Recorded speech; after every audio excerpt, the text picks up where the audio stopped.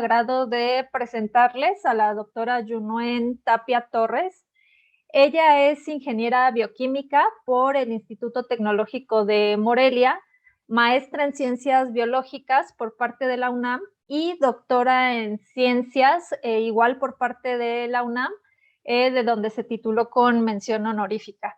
Realizó una estancia de investigación en el Departamento de Ecology, Evolution and Environmental Science en la School of Life Sciences en Arizona State University y también realizó 2 estancias postdoctorales aquí en México en el Laboratorio Interinstitucional de Magnetismo Natural del Instituto de Geofísica de la UNAM y en el Laboratorio de Ecología Microbiana del Centro de Investigación y Estudios Avanzados del IPN, del CIMBESTAB, en la unidad de Irapuato. A partir de, desde el año 2016, la doctora Yunuen es profesora e investigadora asociada C en la Escuela Nacional de Estudios Superiores Unidad Morelia, también de la UNAM, donde actualmente es la secretaria de vinculación. Ella pertenece al Sistema Nacional de Investigadores, nivel 1, y ha publicado 17 artículos en revistas indizadas, 5 capítulos de libro y 3 artículos de divulgación. Ha presentado 36 trabajos en congresos científicos y 14 conferencias de divulgación. También ha sido tutora de 6 estudiantes de licenciatura, 3 de maestría, 6 de servicio social, 1 de doctorado y 2 postdoctorados. Ha impartido cursos, 36 cursos, tanto de bachillerato como licenciatura y posgrado, y ha participado en la organización e impartición de talleres sobre agricultura sustentable. Y finalmente sus intereses académicos se centran en el entendimiento del papel de las comunidades microbianas bajo un enfoque de estequiometría ecológica, sobre los ciclos biogeoquímicos, con mayor énfasis en el ciclo del fósforo, y principalmente trabaja en sistemas áridos y templados, así como en sistemas naturales y manejados por el hombre. Trabaja con técnicas biogeoquímicas, enzimológicas, de microbiología clásica y moleculares. Y el título de la charla que nos va a presentar hoy es Intercambio de nutrientes. Y sin más le doy la bienvenida y le cedo la palabra, doctora Yunuen. Muchas gracias. Muchas gracias, Itzel. Voy a compartir mi pantalla y ya me comentan si se ve bien. Sí, se ve. Ahí va. Sí, ¿verdad? Ahí está. Sí, ahí está, en modo presentación. Voy a mover esto que me estorba un poquito por acá. Y también esto por aquí. Ay, no. Por acá. Listo. Ahí está. A ver. Muy bien. Pues agradezco mucho al PUEIS que me hayan invitado a formar parte de esta serie de conferencias, charlas, todas ellas asociadas a tratar de entender, ¿no? Y conocer un poco más lo que es el suelo. Y el tema de hoy, como ya nos lo mencionaba Itzel, es el intercambio de nutrientes, y yo lo voy a enfocar un poco al caso del ciclo biogeoquímico del fósforo, ¿sí? Sin embargo, pues tenemos ya antecedente de unas pláticas anteriores y vamos a partir de que, ya nos explicaron y ya tenemos conocimiento de qué es el suelo, ya nos explicaron también cómo se forma, cuáles son los factores formadores del suelo, nos mostraron algunas técnicas de estudio, cómo actualmente podemos entender y conocer el suelo. En la plática anterior nos platicaba la doctora Cristina cómo es este ciclaje de nutrientes, y ella nos ponía muy acertadamente un gráfico, un esquema donde había distintos tamaños de cajas, que ella cada caja la representaba como un almacén, es decir, en el suelo hay almacenes de nutrientes, y al mismo tiempo nos ponía las flechas que simulaban los flujos, ¿verdad? Entonces ya sabemos que existe un ciclaje de nutrientes, que existe un movimiento de nutrientes a diferentes almacenes. Y finalmente también pues nos explicaba que el suelo es totalmente un ecosistema vivo, tiene mucha vida, donde toda esta vida interacciona, es decir, hay muchas interacciones, ¿sí? Y también creo que nos mencionó que no todos los suelos son iguales, ¿verdad? No todos los suelos son iguales. Y la diferencia radica principalmente pues de dónde se origina el suelo, es decir, la roca madre, el material parental, pero también por la vida que da origen a ese suelo, es decir, si hay suelo, el suelo es producto de la vida. Entonces, si hay suelo es porque hay mucha vida que reaccionó, que interactuó de alguna manera con la roca madre, ¿no? Entonces hay muchas interacciones y de cierta manera podemos decir que el suelo es un sistema sumamente complejo. Y para tomar todos estos temas que ya nos han mencionado o platicado anteriormente, yo quiero poner de ejemplo el ciclo biogeoquímico del fósforo. El fósforo es un elemento, ¿sí? El ciclo biogeoquímico del fósforo o el fósforo es un elemento que es sumamente importante para la producción de alimentos, ¿sí? Y como es tan importante en la producción de alimentos, pues a mí me gustaría empezar con esta diapositiva, pues solamente, pues esto es algo que ustedes ya saben, ¿no? Seguramente en algunas de sus clases ya lo han visto, el crecimiento poblacional, es decir, la población sigue creciendo y se estima que alrededor del 2050 vamos a ser, no sé, 9,000 millones de habitantes, poco más, poco menos, y en México alrededor de 151 millones de habitantes. Y eso, sin duda alguna, aumenta la presión, ¿no? Y en este caso aquí hay algunas cifras que va a aumentar en 60% la demanda mundial de los alimentos. Y esto, pues sin duda también es un gran desafío global, porque el gran desafío es incrementar la producción alimentaria con un menor costo ambiental. Ajá. Adicionalmente, sabemos que de las tierras cultivables, el 12,6% de la superficie total está destinada con este fin. Sin embargo, si le sumamos a ese 12,6% todo el porcentaje mundial de tierras destinadas para pastura, entonces tenemos que alrededor o cerca del 40% de las tierras para la agricultura, de las tierras a nivel mundial están destinadas para la agricultura, es decir, casi el 40%, ¿sí? Ok. Otro punto interesante es, ya bajándonos específicamente para México, en México la tierra con vocación agrícola es reducida, contamos con 198 millones de hectáreas, de las cuales 30, ¿sí? 30, como lo tenemos aquí, son tierras destinadas al cultivo. Anualmente se cultivan alrededor de 22 millones, ¿sí? Del cual 74% es cultivo de temporal. Con todos los riesgos que eso implica, tener un cultivo de temporal actualmente por el cambio global, el cambio climático que todos pues vivimos y conocemos. Y el 26% de estas tierras son cultivos de riego. Ajá.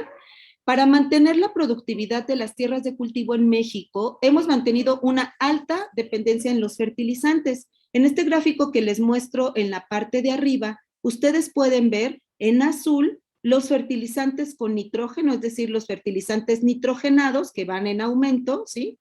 Desde 1960. Y en verde tenemos los fertilizantes con fósforo o fertilizantes fosfatados y en rojo tenemos el agua de riego, ¿ok? De estos fertilizantes importamos casi 4/5 partes del consumo nacional y en algunos años hemos importado incluso el 100% de los fertilizantes fosfatados. ¿Por qué el fósforo? ¿Por qué nos centramos en el fósforo o por qué nos interesa el fósforo? Es un elemento que es fundamental para el crecimiento vegetal. Hay dos puntos que a mí me gusta mucho mostrar, es para el fósforo no existe un sustituto sintético, es decir, los fertilizantes nitrogenados sí los podemos hacer en laboratorio de manera sintética. Existe un proceso conocido como proceso de Haber-Bosch que sí nos permite meternos a un laboratorio y obtener finalmente fertilizantes fosfatados, nitrogenados. Sin embargo, a la fecha no tenemos manera alguna de producir fertilizantes inorgánicos fosfatados, ¿sí? Y si no hay fósforo, no hay crecimiento vegetal. Si no hay fósforo, no hay síntesis de proteína y no hay aumento en biomasa. Y ustedes a lo mejor me van a decir, oye, pero las proteínas no tienen fósforo. Y efectivamente no tienen fósforo. Las proteínas tienen nitrógeno, por ejemplo, carbono, hidrógeno, pero no tienen fósforo. Sin embargo, para producir proteínas, ustedes lo deben de saber por sus clases de biología, en realidad se necesita, pues la síntesis de proteína necesita el funcionamiento celular, funcionamiento de los ribosomas. Y para el funcionamiento de los ribosomas se necesitan grandes cantidades de fósforo. Ajá. Entonces, pues ahí está el vínculo entre tener fósforo en el suelo y aumentar la biomasa de las plantas para la producción agrícola, ¿sí? Y generalmente existe una baja disponibilidad de fósforo debido a la alta reactividad del elemento. El fósforo es, yo creo, de los elementos más facilotes y entonces reacciona con prácticamente todo lo que le pongas. Actualmente, pues, tenemos conocimiento de alrededor de 200 moléculas estables de fósforo. Imagínense, si entra el fósforo al suelo que se fertiliza, ese fósforo inorgánico que es sumamente lábil, que la planta puede obtener de manera muy rápida y muy sencilla, rápidamente puede reaccionar con cuanto elemento se le ponga, digo no con todos, pero con muchos sí, de los elementos que están en el suelo de manera natural, y puede llegar a formar hasta 200 formas estables o moléculas estables que contienen fósforo, lo cual es bueno y no tan bueno. Entonces, ¿dónde está el fósforo de manera general? Pues el fósforo se encuentra en la roca. Entonces, para poder hacer fertilizantes fosfatados, se requiere de la minería de fósforo. Requerimos sacar el fósforo de la roca y entonces tenemos grandes mineras de fósforo para obtener finalmente roca fosfórica. Ajá. Sin embargo, la tasa mundial actual del consumo de fertilizantes con fósforo no es sostenible. Es sumamente ineficiente. A pesar de que tenemos grandes cantidades de fósforo en la corteza terrestre, de este fósforo que podríamos estar utilizando, ¿no? Que no podemos utilizar todo, o sea, aquí tenemos, solo una fracción se puede utilizar debido a que la tecnología que tenemos es un poco o es muy similar a lo que pasa con el carbono, ¿no? Con nuestras reservas de carbono. Entonces, del total que tenemos en la corteza terrestre y del total que realmente se puede minar, ¿sí? Finalmente, de lo que se mina, podemos utilizar el 10% de lo que se mina. ¿Por qué? Porque el resto se pierde en cada uno de los procesos de minería. Es decir, la extracción de la roca fosfórica es muy ineficiente, ¿sí? Por eso tenemos que el consumo no es sostenible. Y eso es realmente preocupante porque los datos actuales nos dicen, las estimaciones actuales sugieren que las reservas de roca fosfórica a nivel mundial pueden agotarse en los próximos 50 a 130 años. Yo sé que 50 a 130 años pudiera ser un rango amplio, y sí, efectivamente, este dato está bajo debate, sí está bajo debate, no sabemos si en 50 años vamos a tener problemas, sí, que la mayoría de ustedes seguramente entonces podrían vivirlo, o a lo mejor en 130 años que seguramente sus hijos o sus nietos lo van a poder vivir, lo cual también es bastante drástico. Lo que sí es inequívoco y lo que sí es que si no hay fósforo, no hay alimento. Y si no hay alimento, pues entonces no podemos vivir, ¿verdad? Eso es lo que no es inequívoco. Un dato más también que es muy interesante es que las reservas de roca fosfórica a nivel mundial, el 80% de esas reservas están concentrados en Marruecos y Sahara Occidental. Imagínense, el 80% de las reservas mundiales están únicamente concentradas en esta región, Marruecos y Sahara Occidental, con todo lo que implica que la concentración de un elemento fundamental para la producción de alimento esté concentrado en una sola región. Imagínense. ¿Cuánto necesita México para producir alimento? El consumo nacional de México es alrededor de 3 millones de toneladas de fosforita. México cuenta con con minas de fósforo, las cuales no son muy eficientes, es decir, no minamos una gran cantidad de fósforo, es decir, no podemos abastecer el consumo nacional con las reservas de fósforo que tenemos o con la industria minera que tenemos actualmente en México. Por lo tanto, nosotros dependemos, o la producción de el alimento o la producción agrícola de un país agrícola como es México, depende de la importación también de este elemento tan importante. Anualmente México gasta alrededor de 98 millones de dólares únicamente en la importación de fósforo, únicamente en la importación de fósforo, y el 80% de ese fósforo de la importación proviene precisamente de Marruecos y el resto proviene de Perú. Ajá. ¿Cuál es el sector principal que utiliza este fósforo? Pues el sector agrícola es el que utiliza principalmente el fósforo. Ajá. Pues si lo observamos de esta manera, las principales problemáticas asociadas al uso y al reciclado de fósforo es la distribución no homogénea de este recurso, no está en todos lados, hay poco, en todos lados, pero hay poco, ¿sí? El uso ineficiente y la inexistencia de sustitutos de este recurso, y los impactos ambientales del uso excesivo en las tierras de cultivo. Es decir, actualmente se utiliza mucho fósforo en las tierras de cultivo, principalmente por el desconocimiento, ¿sí? ¿Cuáles serían algunas de las estrategias importantes? Pues crear un sistema alimentario más sustentable y resiliente, lo cual definitivamente involucra esto: aumentar en el conocimiento del ciclo biogeoquímico del fósforo, principalmente en los suelos de uso agrícola, incrementar la eficiencia en el uso de este recurso y diseñar tecnología para la eficiente recuperación del fósforo de cuerpos de agua, porque al final, una vez que el fósforo sale de la mina, llega a los suelos agrícolas, al final, con el riego, llega a los cuerpos de agua, causando grandes problemas de eutrofización. Y entonces, pues como ustedes saben, la materia no se crea ni se destruye, solo se transforma. El fósforo de las minas y la tecnología que actualmente tenemos va a tener totalmente que cambiarse a tener una minería de fósforo de cuerpos de agua. Entonces tenemos que empezar a pensar en esas estrategias tecnológicas que nos permitan pues seguir teniendo acceso a este elemento vital. Aquí nada más algo como para pensar: la distribución tan desigual de uno de estos recursos indispensables para la producción de alimento presenta riesgos significativos para México y merece la atención de los líderes nacionales y la atención de todos nuestros estudiantes en formación, que pueden realmente hacer mucho por el suelo, ¿sí? ¿Qué es lo inequívoco? Las prácticas agrícolas amenazan la sustentabilidad del suelo y del agua, que son dos de los componentes fundamentales para el bien de la humanidad. Sin la continua incorporación de fósforo no podemos producir alimentos con los mismos rendimientos globales que tenemos actualmente. Estamos usando más fósforo del que necesitan los cultivos. Incluso estamos consumiendo como humanos más fósforo de lo que necesitamos.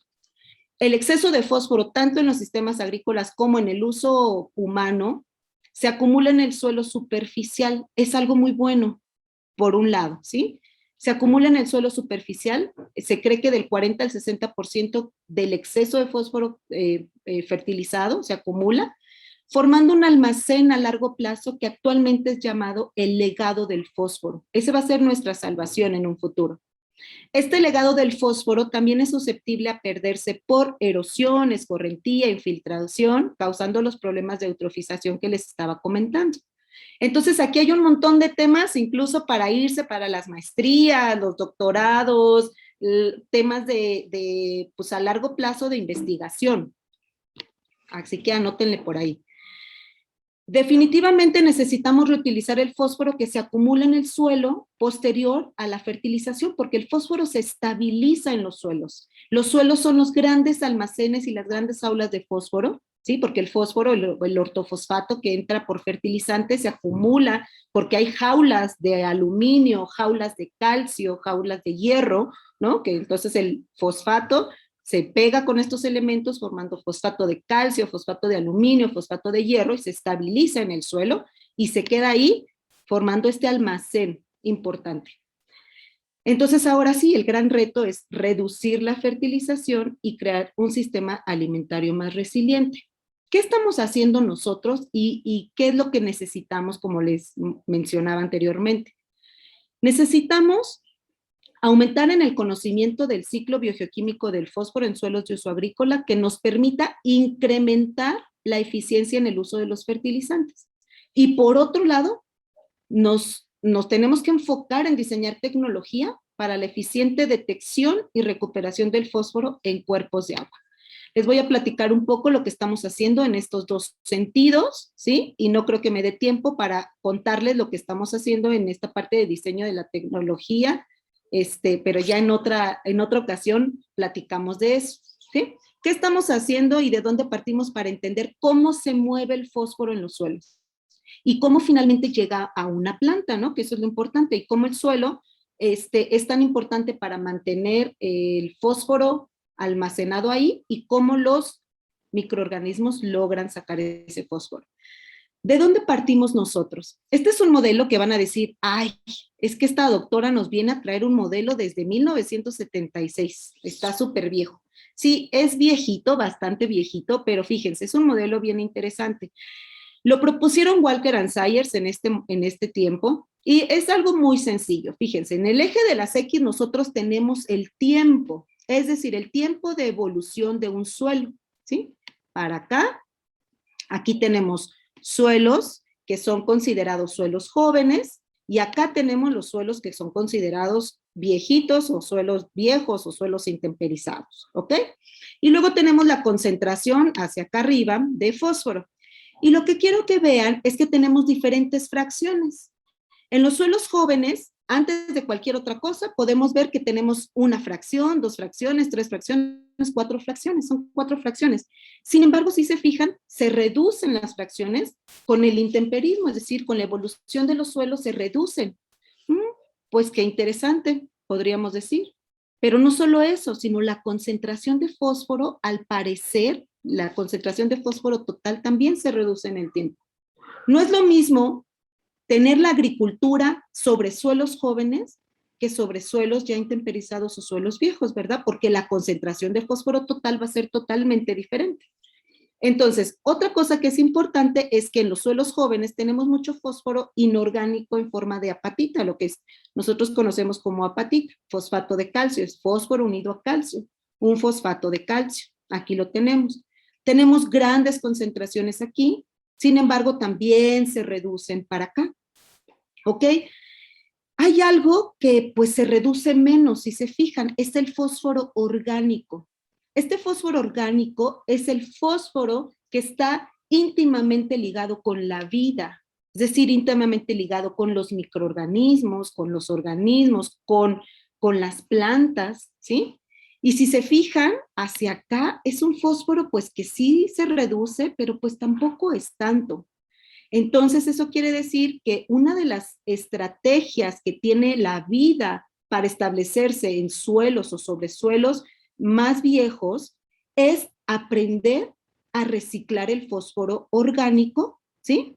Porque esto que yo les pongo aquí depende de la vida y esto que está acá depende más de la físico-química. Entonces ya tenemos dos cosas muy interesantes.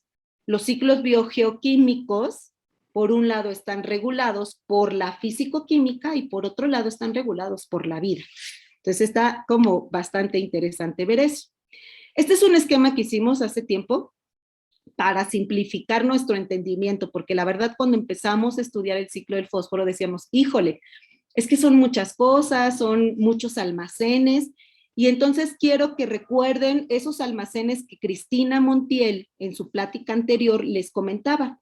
Hay cajas chiquitas, hay cajas grandes, pero como que los elementos y las moléculas se concentran en distintos almacenes.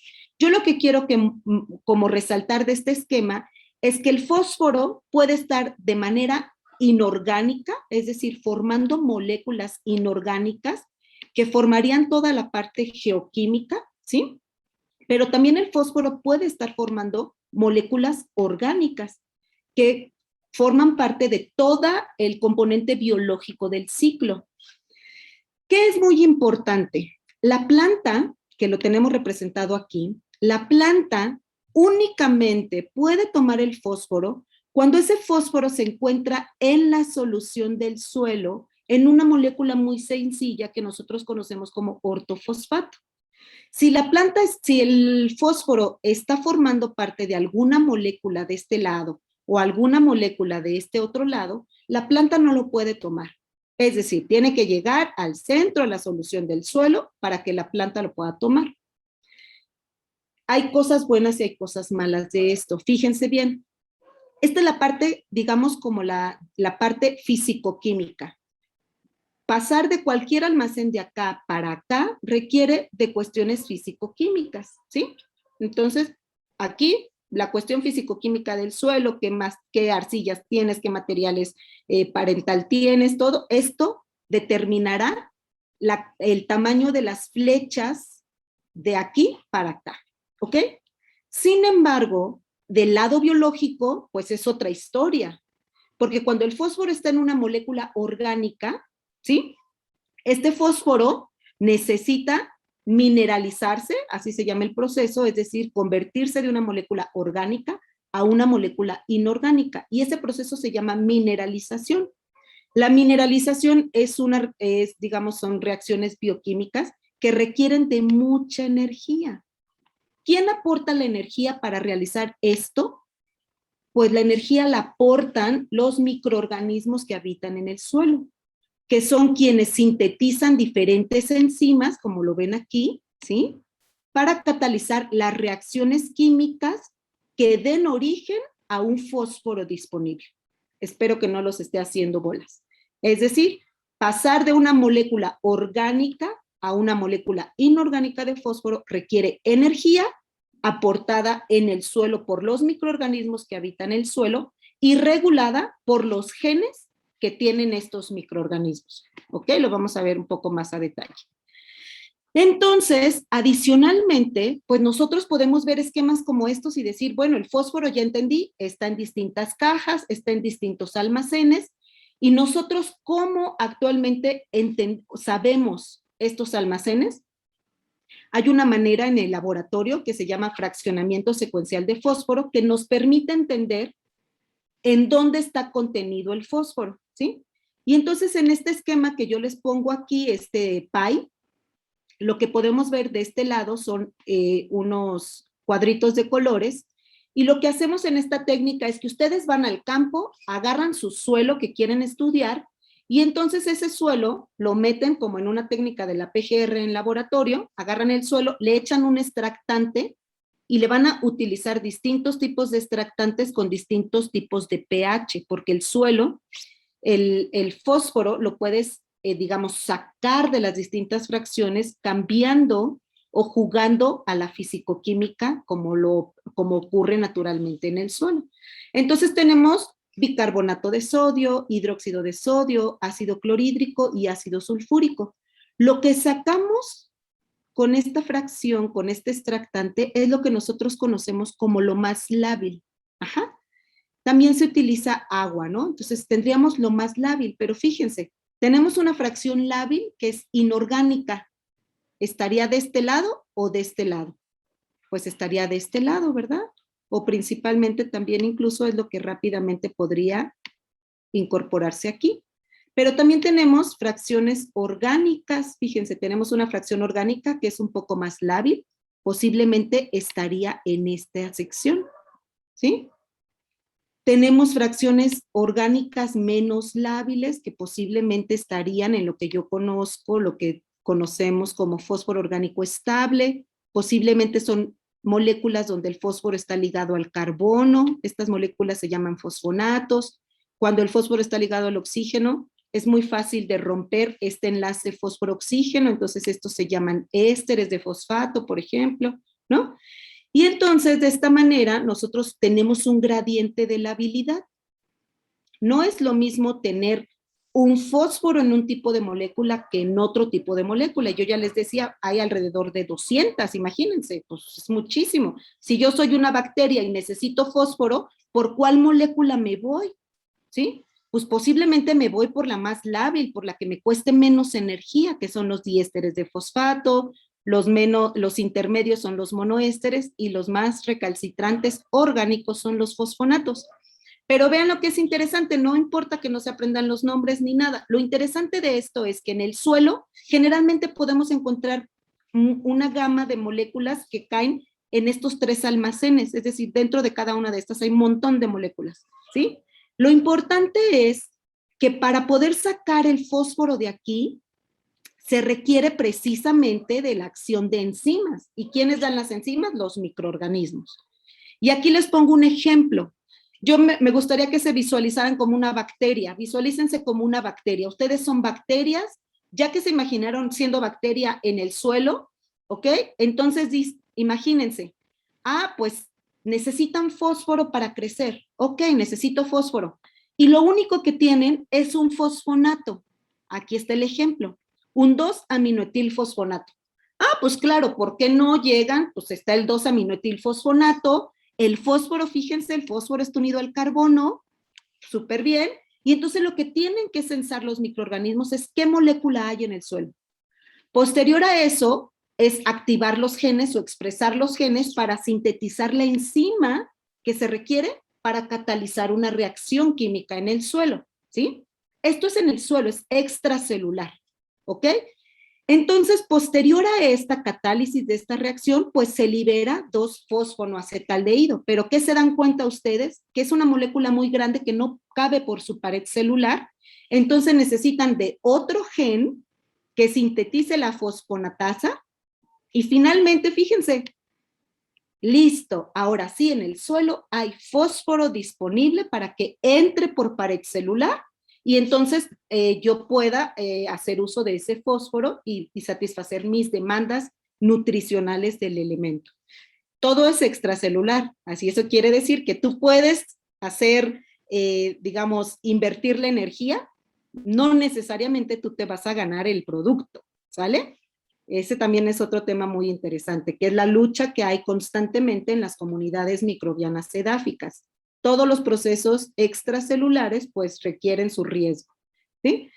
Entonces, los recursos genéticos del suelo son un regulador de la disponibilidad del fósforo, ¿no? Por todo lo que ya les expliqué, todos los genes que están contenidos en los microorganismos del suelo son realmente al final los que regulan la disponibilidad de este elemento. Y este es un ejemplo de una tesis de una estudiante que trató de poner en un recuadro lo que había. Entonces, fíjense bien, tenemos en los extremos las moléculas, el tipo de moléculas. Dentro de los monoésteres hay muchas moléculas, dentro de fosfonatos hay muchas moléculas, ¿sí? Y así sucesivamente. Entonces, lo que quiero que vean es que para poder sacar el fósforo contenido en una de estas moléculas, aquí hay ejemplos de ese tipo de moléculas, ¿no? Fosfatos de inositol, fitato, ácido fítico, que son monoésteres, se requieren de distintas enzimas.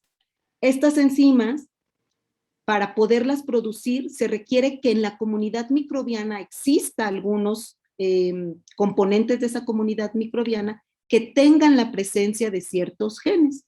Y ya se sabe, y se han hecho varios estudios, y más o menos se sabe qué tipo de microorganismos poseen la habilidad de poder sacar el fósforo de este tipo de moléculas y hacer un reciclado biológico de este elemento.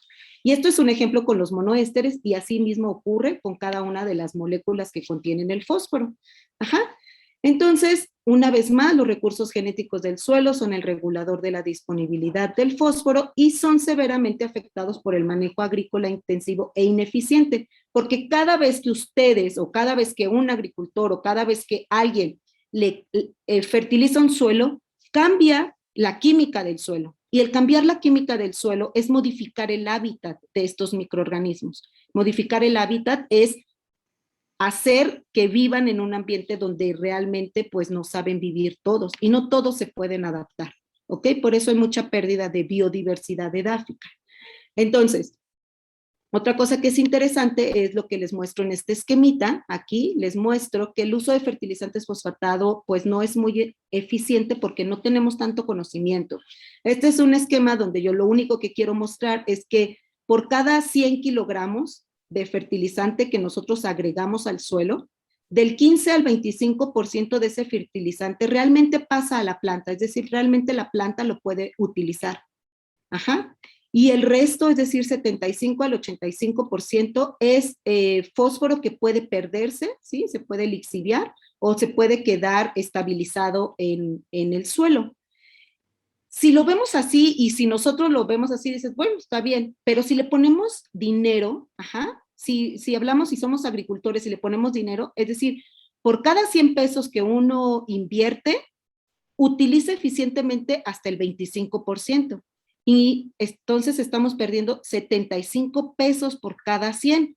Si le vamos sumando, dependiendo de las hectáreas que tengas, supongamos que son 100 pesos por hectárea, que en realidad no son 100 pesos por hectárea, pero bueno, tengo una hectárea, pierdo 75 pesos al sembrar mi parcela o mi hectárea.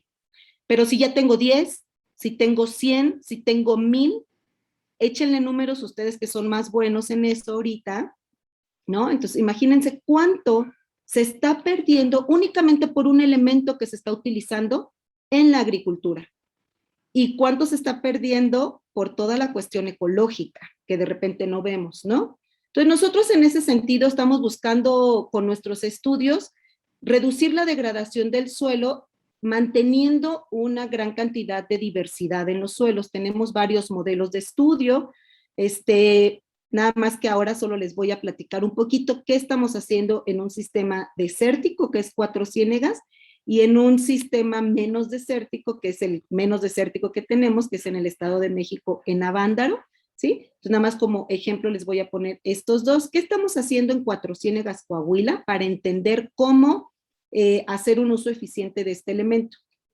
Cuatro Ciénegas a mí me encanta porque es uno de los sitios más empobrecidos de fósforo del mundo, ¿no? O sea, no solo es el sitio más biodiverso en términos de bacterias y microorganismos que actualmente se conoce, sino es también el más pobre de fósforo. Entonces está bien interesante esa combinación, ¿sí?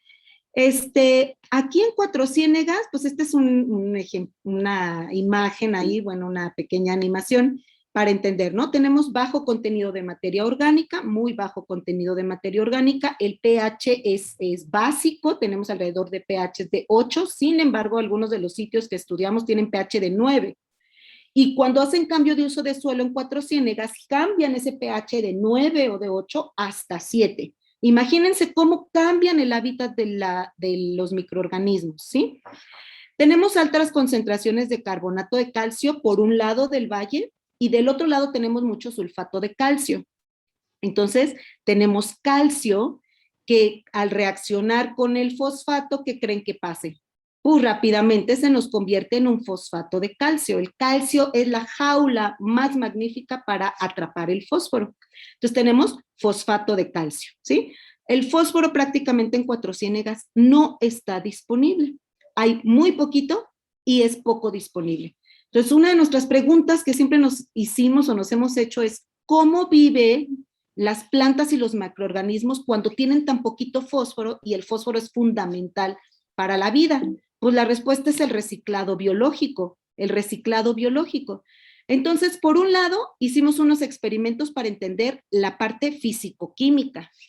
Y en este experimento que les muestro aquí, lo que tratamos de hacer, que lo hizo Yareni Perroni en una estancia postdoctoral con el doctor Felipe García Oliva, lo que ella hizo fue, pues, fertilizar el suelo, simular un momento de fertilización como lo hacen en la agricultura. Agarró suelo de los pastizales, agarró suelo de los matorrales y fertilizó con 50 microgramos por mililitro de fosfato de potasio, 100 microgramos por mililitro y 150. ¿Qué es lo interesante aquí? Aquí lo que ella determinó fue cuánto se ocluye en el suelo. Lo interesante aquí es que el suelo es insaciable. Miren, vean la línea esta del pastizal, el suelo del pastizal. Tú le echas 50 y se chupa los 50. Ponle más fertilizante de fósforo y va a estabilizar más fósforo. 150 y estabiliza más fósforo. Entonces, esto nos da una idea de que si tú fertilizas un suelo, mucho del fertilizante se va a quedar estabilizado en las partículas del suelo, va a reaccionar y va a formar moléculas muy estables y la planta no se va a dar cuenta de esto. Ajá. Entonces es lo que decimos, bueno, se pierde. El suelo de los matorrales tiene otra historia, es decir, ocluye menos, sin embargo, sigue ocluyendo. ¿ok? Esa es la parte físico-química. Por otro lado, nosotros quisimos entender cómo la distribución, ¿no? O sea, cuál es cuál es la contribución de los procesos biológicos o de la vida en esta distribución que les mostraba del fósforo en el suelo. Para eso lo que nosotros utilizamos fue el fraccionamiento secuencial de fósforo que ya les había mostrado anteriormente. Tenemos 3 sitios, 2 pastizales que están, uno está, pastizal Churince, del lado donde domina el sulfato de calcio, pastizal Pozas Azules, donde domina el carbonato de calcio, ¿sí? Y tenemos el matorral. Hicimos el fraccionamiento secuencial de fósforo y aplicamos este índice propuesto en 1995 por estos 2 autores, donde utilizan los datos de cada una de las fracciones de fósforo. Y lo que nosotros queríamos ver es esto.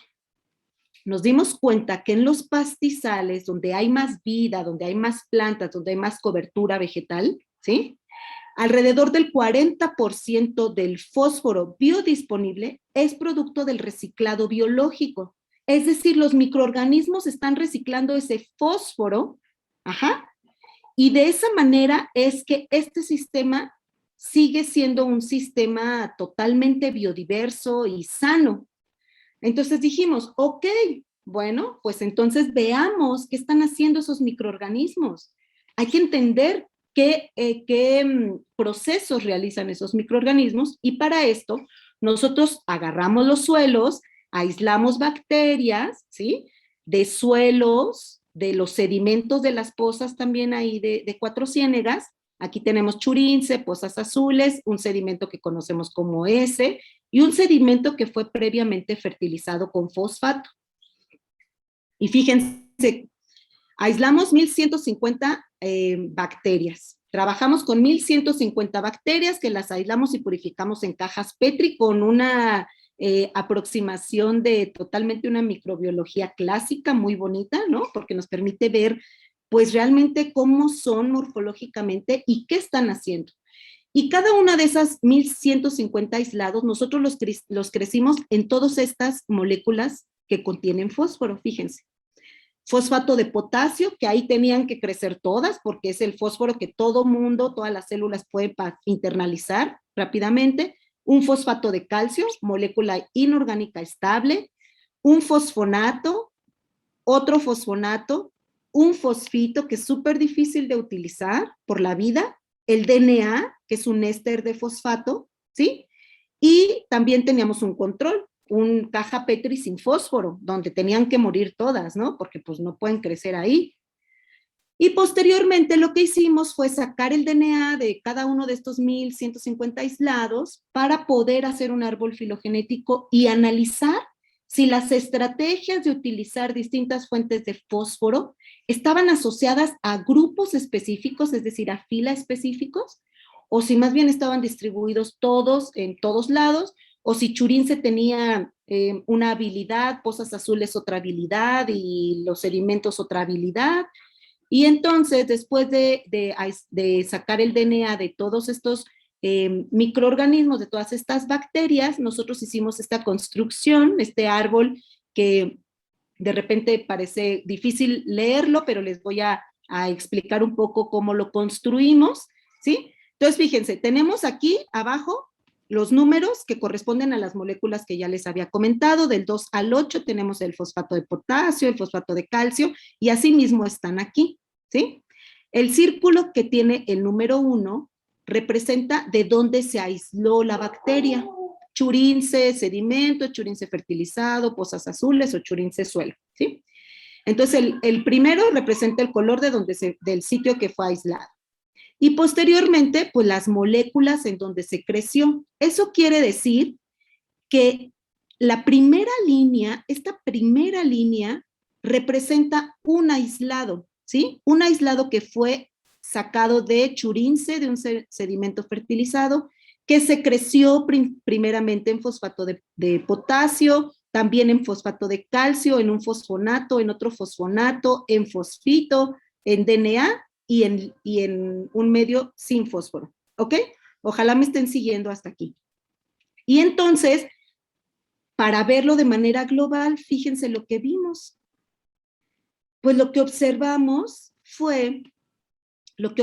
aquí fue que no todos los aislados pueden hacer todo. Es decir, si tengo una línea negra, quiere decir que el aislado creció en esa fuente con ese fósforo. La única variación era que la fuente de fósforo cambiaba. Todos los demás nutrientes, la fuente de carbono, la fuente de nitrógeno, las vitaminas, bla, bla, bla, todo era lo mismo. Solo se modificó la fuente de fósforo, ¿sí? Y entonces, si tiene negro, quiere decir que el aislado creció.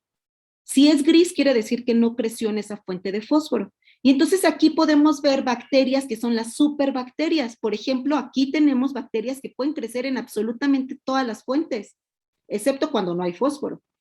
Vean, ¿no? Tenemos bacterias así, pero tenemos bacterias que solo crecen en fosfato de potasio, es decir, no tienen ninguna habilidad genética para la búsqueda de fósforo. Y entonces ahí otra de las preguntas era, ¿por qué no pueden obtener el fósforo si es un elemento tan fundamental?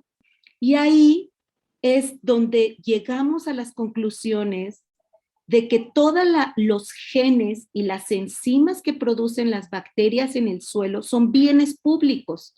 Si un componente de la comunidad tiene la habilidad genética para una función, entonces toda la comunidad se puede beneficiar, porque acuérdense que las enzimas no se consumen en las reacciones, pueden procesar muchas reacciones en la historia de la vida, o si no se estabiliza o si no se desnaturaliza la proteína, ¿no? La enzima.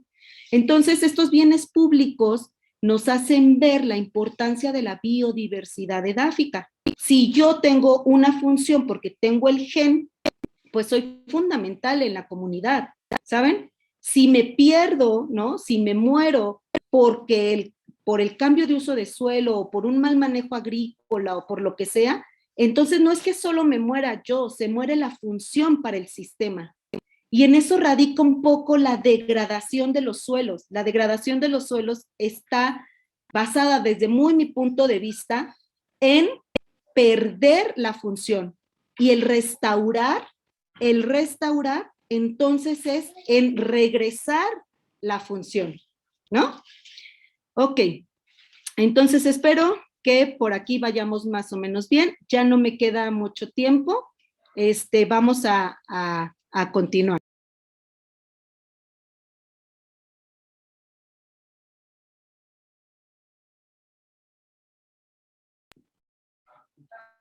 Esto nos permite ver, ¿sí? A ver, permítanme que tengo una pequeña visitante.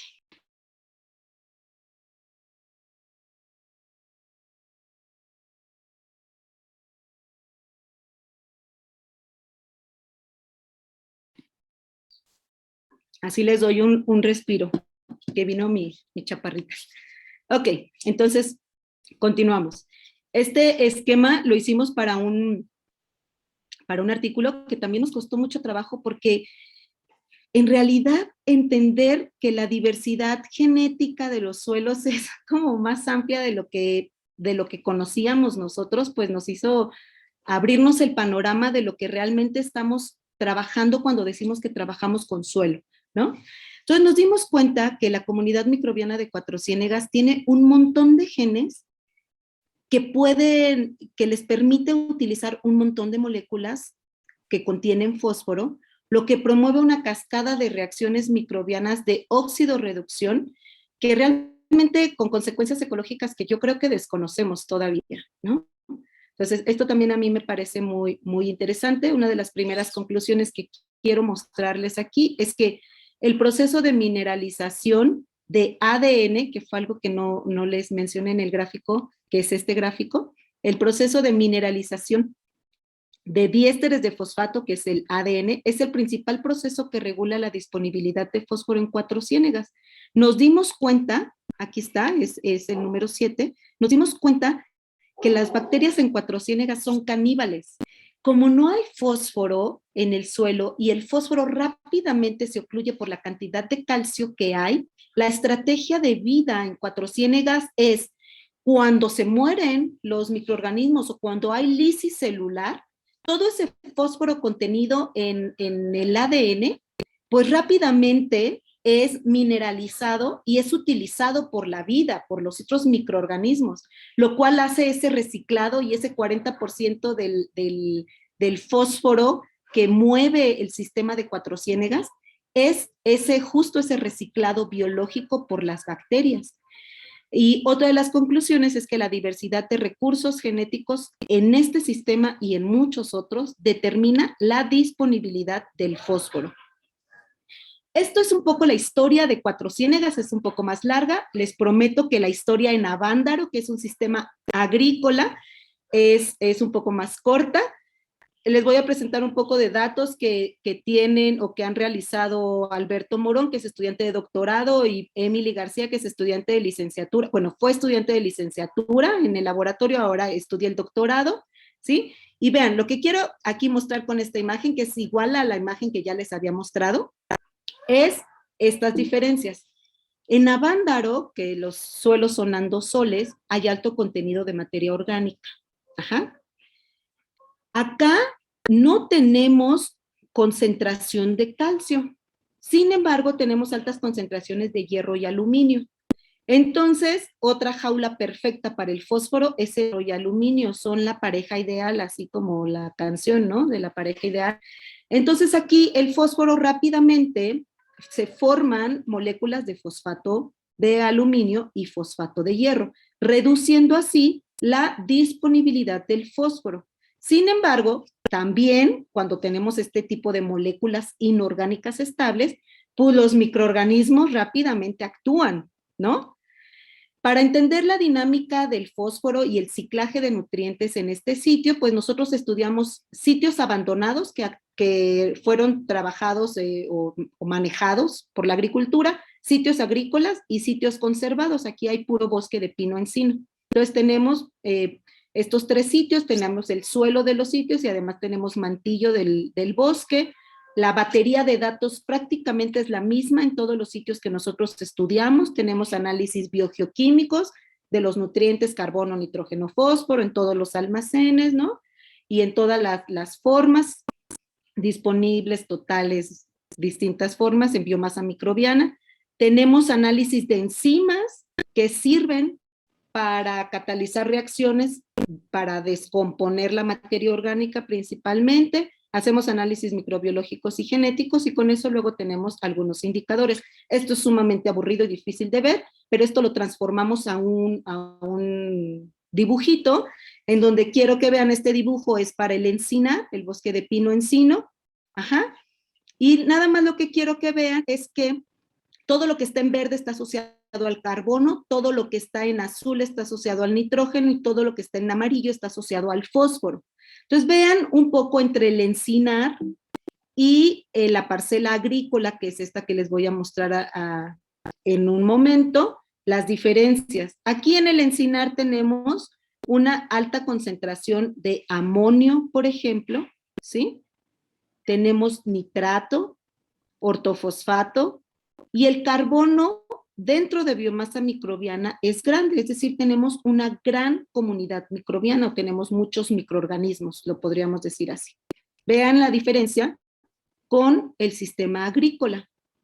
Tenemos más nitrato que en el bosque, ¿sí? Y esto lo que hace es que si tenemos mucho nitrato, pues es más fácil tener un paso más y poder sacar el nitrógeno del sistema. Eso es algo que incluso también en la plática anterior lo vimos con Cristina. Los microorganismos aquí almacenan grandes concentraciones de fósforo en su biomasa microbiana. Después entendimos por qué lo está almacenando. Entendimos que es porque hay deficiencia de fósforo en los sistemas agrícolas. No entendíamos por qué, porque ahí fertilizan, ¿sí? Entonces, para poder entender por qué hay deficiencia de fósforo en el sistema agrícola, nosotros lo que hicimos fue justo hacer el fraccionamiento secuencial de fósforo, igualito como ya se los había platicado. Y entonces quiero que ustedes vean, ayúdenme visualmente, del lado izquierdo tenemos el sistema agrícola, el fraccionamiento, cómo se distribuye el fósforo en el sistema agrícola, y acá tenemos el encinar. Pero vean lo que es interesante. Este suelo se le hizo cambio de uso de suelo y después se sembró plantas medicinales con una agricultura orgánica en este sitio. Se fertiliza con roca fosfórica. ¿Ok? Entonces, el agricultor, ¿sí? Lo que quería era aumentar el fósforo. Sin embargo, pues lo que vio es, a ver, fósforo disponible en el bosque había 15.6 microgramos por gramo de suelo. Y cuando fertilizó, el fósforo disponible era 16. 15 puntos contra 16, pues en realidad no hubo mucha diferencia en el fósforo disponible. Sin embargo, cuando hizo el fósforo total, pues tenemos 0.6 versus 1.5. Sí hay diferencia en el fósforo total, pero en el fósforo disponible no. Nuestra pregunta fue, ¿a dónde se fue el fósforo posterior a la fertilización? ¿Dónde está ese fósforo? Pues sí, efectivamente no está en el fósforo más disponible, que es el azul. Tenemos 2% en el bosque, 1%, incluso hasta se redujo, ¿no? Híjole. ¿Dónde se fue? ¿A dónde se fue? Pues fíjense, se fue al almacén que se une con calcio. Y nosotros dijimos, pero aquí no hay calcio en el suelo, es decir, no es un sitio que originalmente tenga altas concentraciones de calcio. Cuando analizamos todos estos datos con el agricultor, pues resulta que en una de las estrategias de manejo que los técnicos le habían propuesto era enriquecer un poco con calcio, porque en esos suelos pues no hay calcio. Entonces, pues lo que más bien pasó ahí es que al poner el fertilizante y poner el calcio y poner un montón de otras cosas y riego y bla, bla, bla, pues lo que se favoreció fue la oclusión, ¿sí? Del fósforo en una fracción que fue estabilizarse con calcio. Digo, se estabilizó ahí, ayuda para la fracción esta que yo les comentaba del legado de fósforo. Sin embargo, la planta no se dio cuenta que se fertilizó. Ese es el punto al que quiero llegar. La planta muchas veces no se da cuenta de la fertilización, ¿sí? Este valor no cambió, ¿sí? Ese fósforo unido a aluminio y hierro, que es lo original de ese sistema, que son endosoles, no cambió, ¿sí? Eso no se modificó. Entonces, ¿cuáles son las herramientas genéticas que tienen los microorganismos de este sistema para sacar el fósforo de todas estas fracciones? De manera natural, el fósforo o los microorganismos sacan el fósforo de esas fracciones, de manera natural, en un bosque, de manera natural los microorganismos sacan el fósforo de todas esas fracciones y por eso tenemos esos árboles gigantescos y esa diversidad en los bosques, ¿sí? En esto hicimos lo mismo que en Cuatro Ciénegas, solo que aquí trabajamos con menos aislados, 350 aislados de suelo y de mantillo. Utilizamos otras moléculas, no necesariamente las mismas, acuérdense, porque aquí queríamos poner a prueba también el hierro y el aluminio, que en Cuatro Ciénegas no tenía sentido ponerlo a prueba porque no hay hierro y aluminio. Hicimos lo mismo, la diversidad genética de los suelos y del mantillo. Ajá, tenemos una diferencia. Aquí tenemos el árbol filogenético igual. Y lo que a mí me gustaría resaltar más es esto.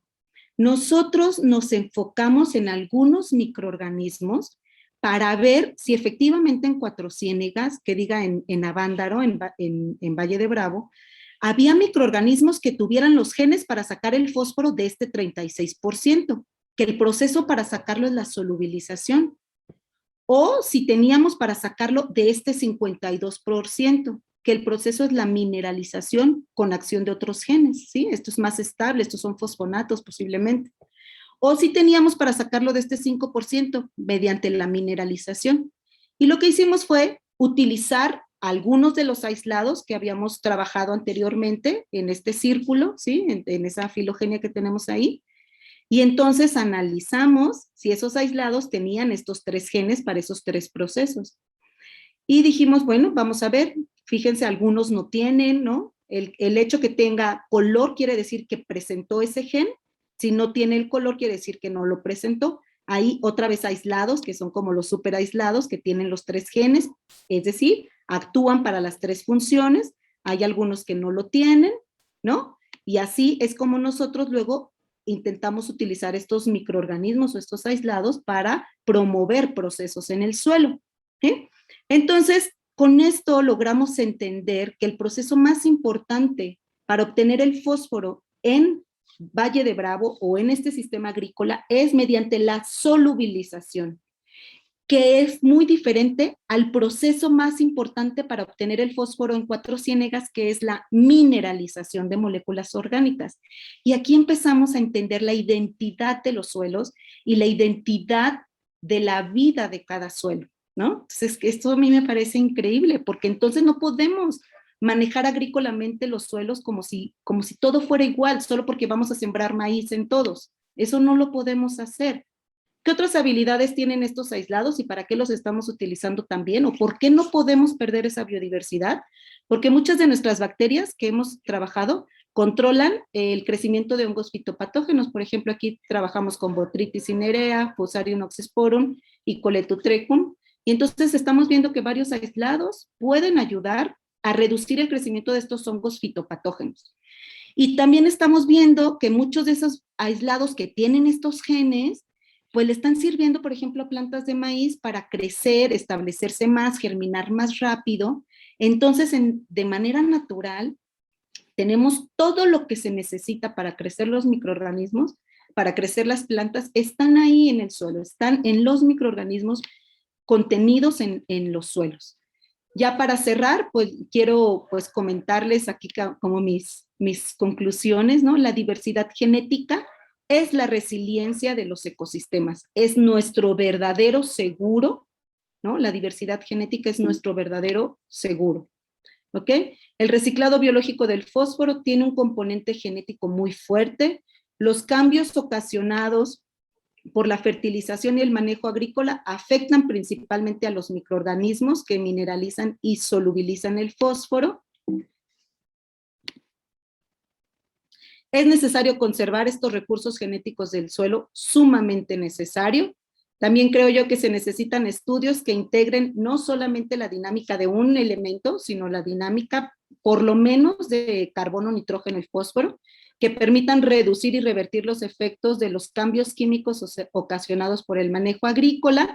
Otra cosa que tenemos que hacer ya es incluir los estudios genómicos en los estudios agrícolas y en las ciencias del suelo. Es sumamente importante saber qué diversidad tenemos, qué diversidad genética tenemos en los suelos que vamos a manejar, porque definitivamente los vamos a afectar. Ajá. Eso ya no se los voy a platicar porque se nos acabó el tiempo. Entonces, pues yo les agradezco. Esto no es un trabajo que solamente sea mío, tenemos una red de colaboración, pero necesitamos redes mucho más grandes y les agradezco muchísimo que me hayan escuchado y que estén aquí. Y la invitación también. Muchísimas gracias.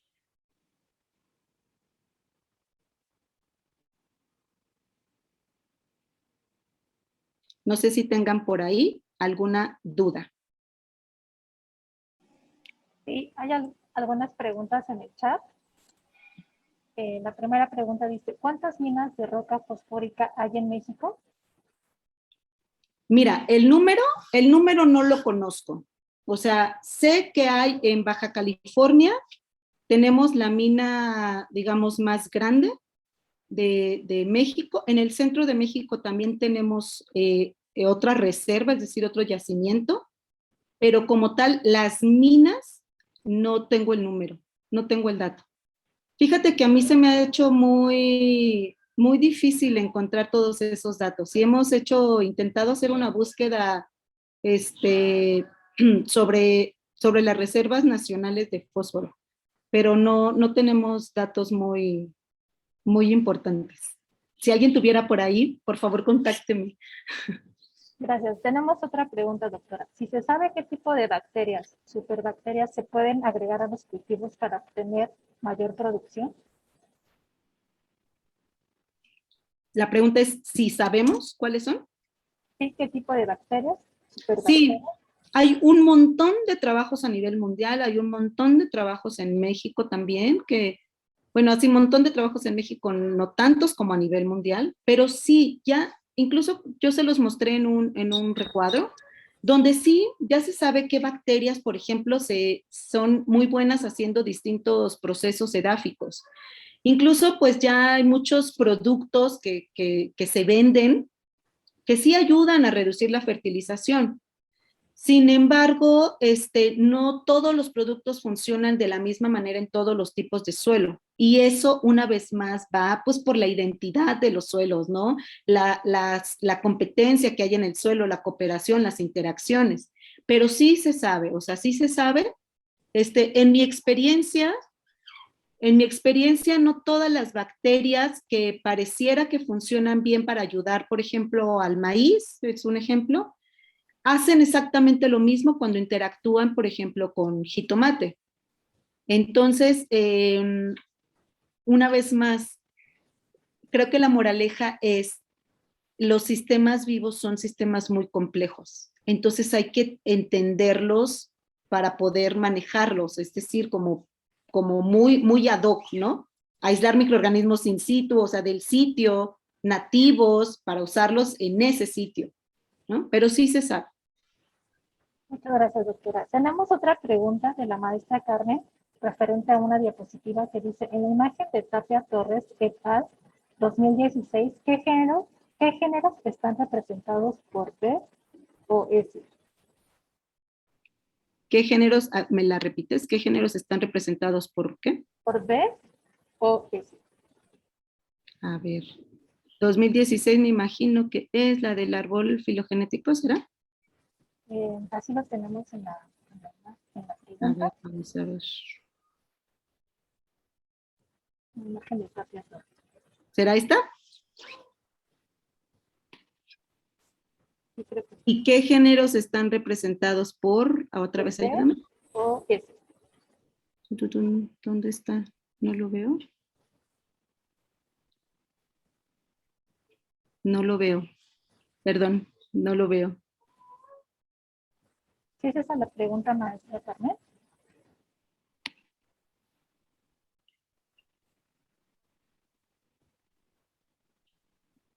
No sé si podemos continuar en la que sigue y al final no sé si darle la palabra, si se puede, a la maestra que preguntó y ¿sí? La siguiente pregunta dice, entonces, para fertilizar y tener fósforo disponible en un suelo, ¿se recomendaría no agregar calcio para que el primero no sea atrapado y sea aprovechado por las plantas?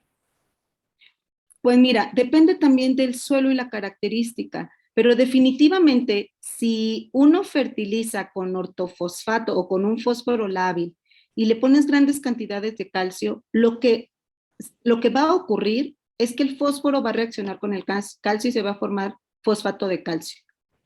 Si el suelo es deficiente de calcio y si se requiere el calcio, pues definitivamente se tendría que buscar una estrategia en donde no se fertilice al mismo tiempo, ¿no? O sea, que se incorpore de cierta manera y que entonces el fósforo se incorpore en otro tiempo, en otro momento, ¿no? O que a lo mejor se prepare el suelo con calcio y ya después que se establezca el cultivo, no se ponga ese calcio, no sé, o sea, pero que no se debe de poner el fosfato y el calcio al mismo tiempo, eso sí no se debe de hacer. Muy bien, gracias, doctora. Y la última pregunta es también de la maestra Carmen, que dice, ¿se sugiere inocular suelos con estos organismos para la transformación? Para la transformación de los nutrientes, me imagino. Es algo que yo siempre pienso. Yo, en mi trabajo de investigación, yo en realidad, una de las cosas que sí estamos intentando hacer y que hacemos en experimentación es inocular los suelos con los microorganismos que aislamos de ese mismo suelo. Es decir, bioaumentamos, ¿no? Entonces, si yo tengo 1000 aislados, o 30 aislados, o 10 aislados, y nuestro, digamos, como ruta crítica que tenemos es, analizo los nutrientes, veo que este suelo es deficiente de fósforo disponible. Ah, ok, entonces necesita fósforo disponible. Veamos si hay microorganismos que me permitan solubilizar, mineralizar fosfatos, ésteres de fosfato, fosfonatos, y entonces si yo logro aislar microorganismos con ciertas habilidades, es decir, yo hago una búsqueda dirigida a procesos y busco ciertos genes, entonces esos microorganismos, yo digamos como con una tranquilidad, de que son microorganismos nativos, pues sí los podemos inocular para ver cómo funciona y si podemos reducir el uso de fertilizantes. Nosotros en invernadero sí estamos viendo que hay muchas diferencias. En nuestros experimentos estamos haciendo con jitomate y con maíz y vemos diferencias de inocular suelos con microorganismos nativos, solo vio aumentando en el tiempo de germinación, en el establecimiento, en la producción de raíces secundarias. Entonces, pues es lo que nosotros sí estamos haciendo, pero utilizando microorganismos nativos. Muchas gracias, doctora. Son todas las preguntas. Le agradecemos mucho esta conferencia. Le cedo la palabra a la maestra Ana Lopera. Sí, muchísimas gracias, doctora Tapia. La verdad, para el POIS es un gusto contar con su participación y damos las gracias también a Adriana y sus compañeros de trabajo que han hecho posible la jornada académica. Ha sido muy enriquecedora su charla. Yo creo que nos cambió la idea del fósforo y también la idea de la importancia de la biodiversidad, ¿no?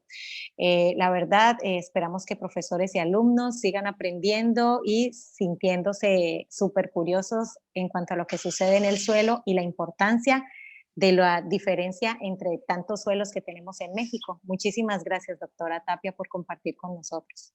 Gracias a ustedes. Ojalá que sí se enamoren del suelo como yo. Sí, como yo también, sí. presentes. La verdad es que es un mundo todavía por descubrir. O sea, todos sabemos de la contaminación del agua, cómo viaja el agua a través del suelo, pero ¿y qué sucede con los suelos? Es el mensaje que ahora queremos llevar a profesores y alumnos y por eso es tan importante que doctoras que investigan y que animan a los estudiantes a participar, pues vengan y nos cuenten también qué está sucediendo. Muchísimas gracias, de verdad. Gracias a ustedes. Y saludos a la niña. Ah, sí. Ay, esos chiquillos.